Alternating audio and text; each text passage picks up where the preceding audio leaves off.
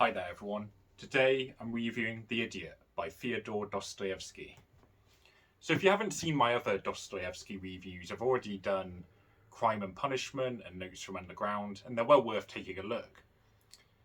This book, though, was written in 1869, 3 years after Crime and Punishment, and The Idiot explores what happens when an almost perfect, beneficent, innocent, naive character, Prince Mishkin, comes into contact with all manner of miscreants, liars, thieves, and rogues. And essentially, if Christ, Jesus Christ, represented by Mishkin, returned, what would that mean for society, and how would he interact with all of these people who are morally corrupt? And some of these ideas have been explored in some of Dostoevsky's other books.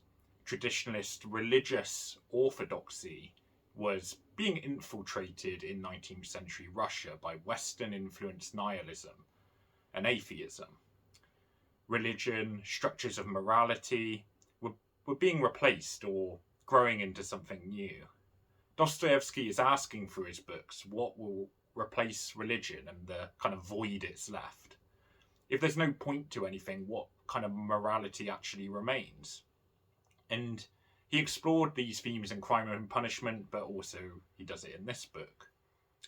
Dostoevsky himself was sentenced to death 20 years before writing this book, in 1849. In this book, he comes up with a key philosophical question.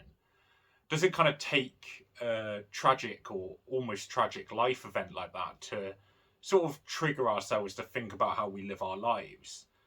And for sure, this experience that he had seems to contribute to some of his kind of key psychological and philosophical insight, which is kind of beyond probably most people, I think, and definitely myself. For modern readers, this book might serve as a bit of a wake-up call, and maybe that's why his books get so much attention. That perhaps we should give greater consideration to how we're living our lives before it's too late. And on a less kind of morbid note, those kind of statements are kind of true. Perhaps if you can read between the lines of Dostoevsky's writing to find the messages within. At times, The Idiot can be a bit of a frustrating read. It jumps around from scene to scene, and sometimes the imagery and conception can be a little bit too clever.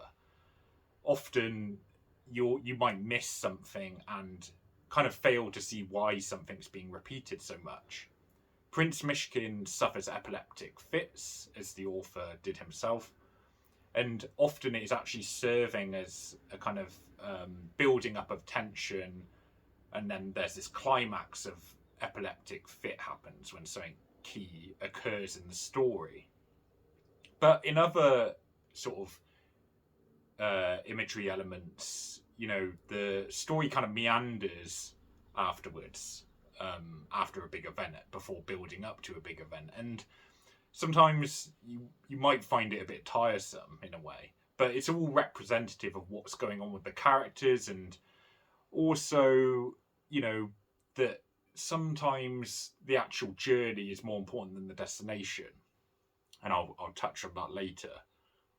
One has to pay attention to these recurring events, to how nihilistic characters treat Mishkin and vice versa, and what changes, if anything, occurs. There's instances in Dostoevsky's books where repetition is used to make a point, but there may not actually be that much development of a character necessarily, although that does vary in my opinion. Mishkin is repeatedly pure, and the whole kind of summary of my argument here is really that some of the repetition, if you do miss it, could just come across tedious, and you see people read this book and then comment online or wherever going, oh, I just couldn't get into it. And I sort of think, well, I wonder if they're kind of missing some of the symbolic elements or what Dostoevsky's getting at. And I'm sure I missed some stuff in these books because they're so deep. And to kind of contribute to that, this book is, I think, over 700 pages. I think the Penguin edition's about 720 pages, so it's a long book as well. But there are great rewards here for those who persevere, I think. I think the imagery is brilliant in Dostoevsky books. Colours, faces, places, timing, they all matter. The meandering sections often reflect Dostoevsky's kind of thoughts over whether the destination is more important than the journey, as I mentioned before. And this kind of came up in a book I'm also actually writing the review for now, Kieran Setier's Life is Hard, where he actually talks about the idiot and how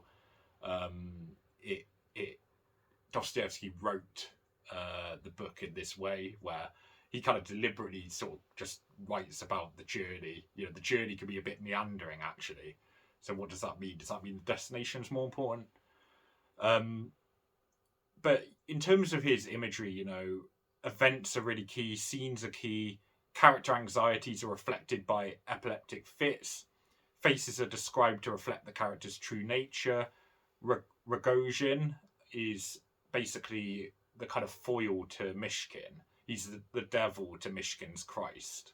And the name Rogojin actually derives from rog, or horns in Russian. And that's surely deliberate. Most of the other characters are out for themselves, they're cynical, they're twisted or bitter, and over time they try to pollute Prince Mishkin and try to drag him down like crabs in a bucket. But Mishkin, despite all of the kind of wrongs that are done to him, he wants to save everyone still. The religious themes of guilt were explored a lot more in Crime and Punishment, I think, or at least more poignantly, but they're also present here.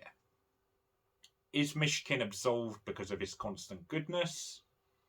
Mishkin has every reason to kind of fight the other characters or to do harm to them, to get revenge, but his compassion overcomes all of that, despite everything.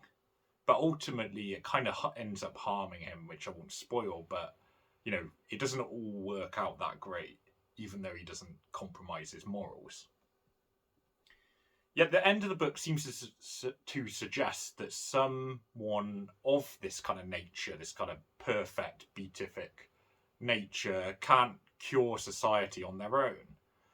That Mishkin leaves an impression with some of the other characters, so he does perhaps influence some change as something for them to aspire to, but he can't cure their character defects on his own. Presumably this is representative of Christianity, that although one won't be as perfect as Jesus Christ, it kind of works, in Dostoevsky's opinion, as like a symbol to aspire to. I guess that's the kind of core concept of Christ, one of the core concepts. And although we might encounter people who want to do harm to us or rob us or betray us, we can still strive to not lower ourselves and to just be good ourselves at least. And although we might not change them, the sort of question is it actually worth doing that anyway? Maybe, and I think Dostoevsky would probably say that you should do it anyway. It's just that you shouldn't have this expectation of fixing everyone. But really, in a review like this, as you can probably tell, we can only barely scratch the surface. This book just goes too deep, like a lot of Dostoevsky's books. You could probably, I think other reviews I've seen will be like an hour long on this kind of book. So in terms of final score, as I've found with all of Dostoevsky's books so far, it's packed to the brim with clever philosophical and psychological analysis. Seemingly unimportant actions often have deeper meaning. And even the way that Dostoevsky writes his book is symbolic. Often his writing becomes erratic or exaggerated when he's kind of showing like anxiety or fear in a character. It's in line with the character's paranoias. And it's really brilliant, that kind of approach. I personally don't think The Idiot reaches the heights of Crime and Punishment, personally, but it still remains an epic book. Unfortunately, there are more kind of meandering sections, and sometimes there's a bit of like a seeming lack of direction, and that's probably because Dostoevsky wrote this as he went. He didn't have the whole book planned out. And you although it does work as a kind of approach, you can also get a sense of that, and sometimes it makes it a bit less readable or more tedious for some people, probably. you know, it's over 700 pages, but there are rewards there for those who persist. So I'm giving this one an 8 out of 10. It's still a great book. Not as good as Crime and Punishment, in my opinion, but I know there's people who think the opposite. Thanks for watching. More reviews, more of classic literature, and a lot more coming. So thanks for watching.